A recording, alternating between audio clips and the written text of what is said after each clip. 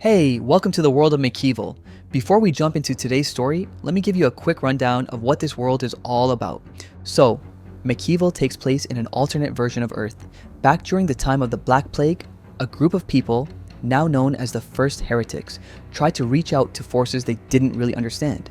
This event, which we now call the Second Summoning, ended up changing everything. In the year 1352, 200 mysterious beings of light descended onto Earth, and after that, things got bad. All over the world, strange creatures known as the Fallen started to rise. These beasts tore through kingdoms and left chaos in their wake. Fast forward to 1420, humanity finally fights back. That's when the Guardian armor was created. Basically, it's a mechanized knight suit, and it gave people a real shot at defending themselves. Thanks to that tech, new kingdoms began to rise from the ashes. If you're curious about where the Fallen actually came from, or how these new kingdoms were built, I've got separate videos that go deep into all of that. But for now, let's get into what you came for. The Wolf's Crusade. This was a war that would seriously shake the balance of power in Mechieval. In the year 1457, while chaos from the Steelheart Order was unfolding in Australia, something very different was happening in Europe. Margaret the Wolf, commander of the Order of Lost Women, began experiencing strange visions, women walking deep into the Beastlands. At first, she brushed them off, but the dreams kept coming. They started to haunt her. One vision hit harder than the rest. She saw a massive crater, and in the center, a woman lay motionless. Margaret believed it was one of the lost women, someone who had disappeared years ago. It didn't make sense. No one had seen or heard from any of the missing in a long time. But Margaret didn't care. She knew what she saw. Without hesitation, she gathered her commanders and called for a crusade into the Beastlands. Strategically, it made no sense. There was no clear objective, no strong intel, and the risks were obvious. But Margaret reminded them why the order was founded in the first place: to never abandon their own. That was enough. They agreed. Margaret assembled an army of 1,000, made up of 4 divisions of the Order of Lost Women. The force included guardians, steel wardens, and artillery crews. Whatever was in that crater, she was going to find it. She reached out to the Order of the Sainted Flame and spoke to the Flame Warden stationed with her forces. He couldn't send guardians into the Beastlands based on a vision alone, but he agreed to move his units to the trench lines and war posts closest to her entry point. His forces would act as a fallback position, ready to reinforce her army or cover a retreat if needed. Margaret left Witch Hall with her army. Marching with her was Genevieve Arnaud, who commanded the 2nd Division. Beatrice de Mora led the 3rd, and Zinira Mbaye, once a member of the Order of the Witch, now commanded the 4th. After leaving the witches behind, Zinira had joined the Lost Women and quickly rose through the ranks. Her experience had earned her that command. The crusade into the Beastlands had begun. So, in 1457, Margaret finally entered the Beastlands with her army. She was right at the front, leading the 1st Division in a long, stretched-out snake formation. Honestly, she was hoping they'd get some distance in before running into trouble. But this was the Beastlands, and nothing ever goes that smooth. Barely a day in, scouts came back with bad news. A horde of beasts was already closing in. They weren't stalking or waiting. They were charging straight for them. Margaret didn't hesitate. She immediately deployed the 1st Division into a tight defensive formation. Shields locked, spears aimed out. It was a tried and tested setup. Anything charging that wall would get torn apart or slammed to the ground. While the 1st held the line, the 2nd and 4th Divisions moved fast to cover the flanks. Then it hit. The 1st wave smashed into the front like a storm, and then another and another, but the 1st held. They took hit after hit, but the line didn't break. Behind them, the artillery teams with the 3rd Division got into position and set up the bombardions. A moment later, the air filled with thunder as they started firing. Each blast ripped into the horde, cutting gaps through the chaos. After enough time, honestly, it felt like forever. The 2nd and 4th Divisions reached the right and left sides of the field and started pressing in. They hit the flanks hard, pinning the beast between them. The battle went on for hours. It was brutal, loud, exhausting. But by the end, the Lost Women stood over the field, bloodied, battered, but standing. Margaret had fought in the thick of it, same as always. Her beast cleaver tore through anything that got close. At her side was the Dragon's Knout II, a compact handheld bombardion issued to frontline command units. It fired high-impact explosive rounds with brutal recoil and battlefield-level stopping power. She called it her Little Bombardion. The name stuck, but there was nothing small about the damage it could do. Still, even with the win, something felt wrong. She'd fought these creatures before, dozens of times, and this was different. They didn't just swarm like animals, they moved like they had some kind of plan, some kind of direction. It was subtle, but it was there. That stuck with her, made her uneasy, but it also pushed her harder.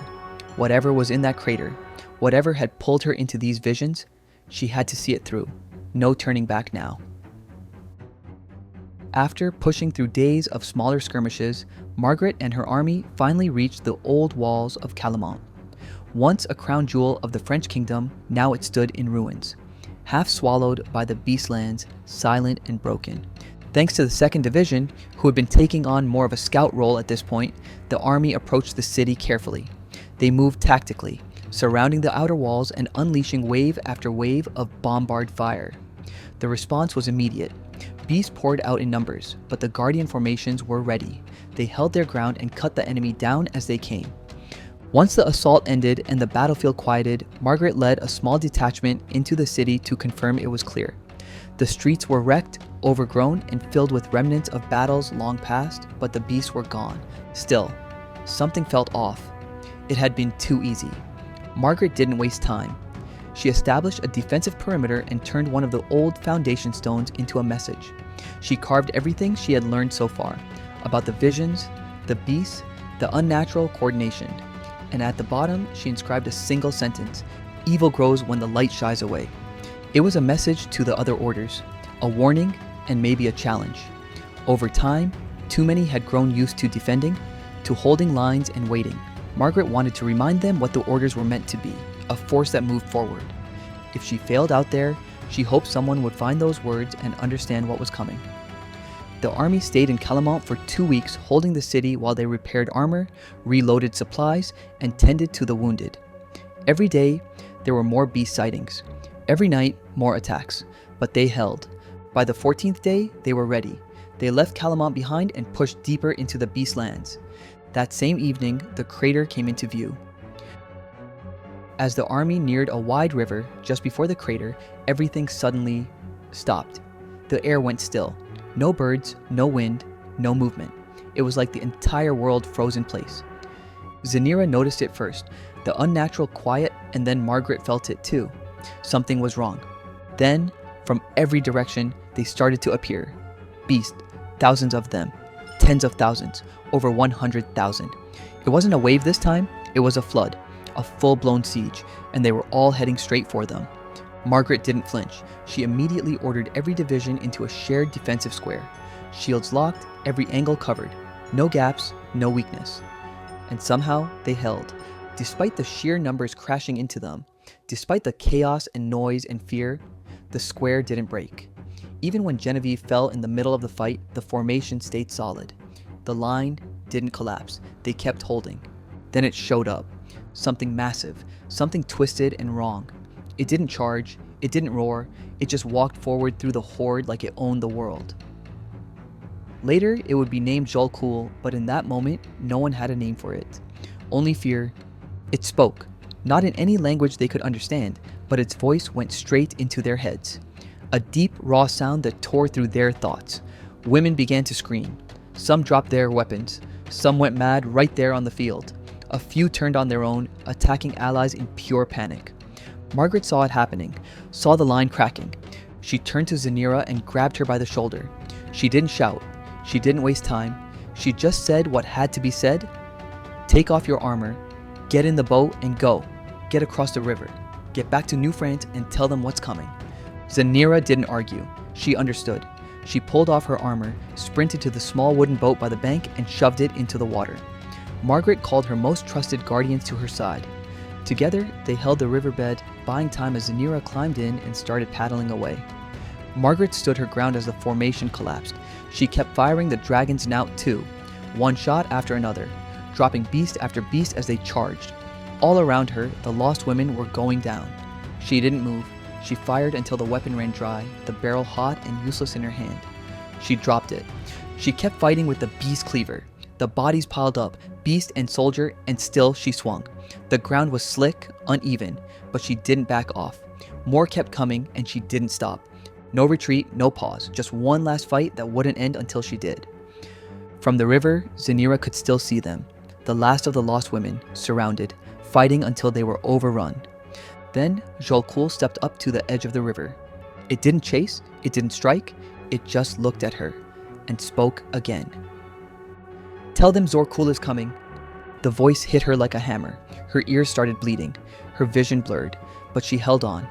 And then, through sheer instinct, Rhaenyra began to recite the old war cry of the Order of the Witch, word by word, over and over.